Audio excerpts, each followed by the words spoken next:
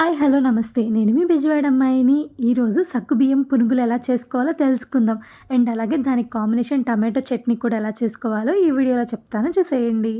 ముందుగా ఒక కప్పు సగ్గుబియ్యాన్ని ఒక కప్పు పెరుగును వేసి కలిపి ఒక 3-4 గంటలు అనేది దీన్ని నానబెట్టుకోవాలన్నమాట.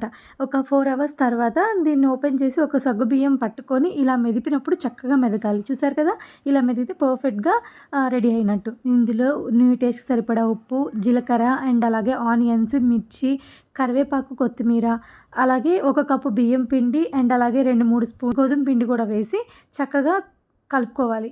ఇందులో కొంచెం కొంచెం వాటర్ పోస్తూ ఇదిగో ఈ కన్సిస్టెన్సీ వచ్చేంత వరకు కలుపుకోవాలి. చూసారు కదా, ఇలా పునుగులు వేయడానికి వచ్చేలాగా కలుపుకోవాలన్నమాట.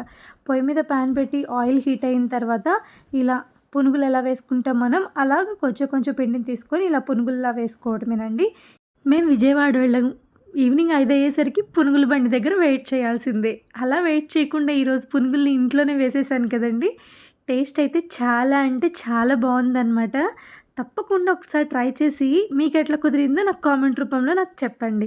పునుగుల్లోకి చట్నీ కోసం ఒక 3 టమాటాలు అండ్ అలాగే ఒక పెద్ద ఉల్లిపాయ, మీ టేస్ట్కి సరిపడా మిర్చి అనమాట. ఇవన్నీ కూడా పొయ్యి మీద ప్యాన్ పెట్టి ఆయిల్ వేసి ఇవన్నీ కూడా వేసేసి ఇందులో ఉప్పు అండ్ అలాగే జీలకర్ర అండ్ నెక్స్ట్ చింతపండు, కొంచెం పసుపు, కొంచెం కొత్తిమీర కూడా వేసి ఇది కొంచెం బాగా మగ్గేంత వరకు మూత పెట్టేసి ఫ్రై చేసుకోండి.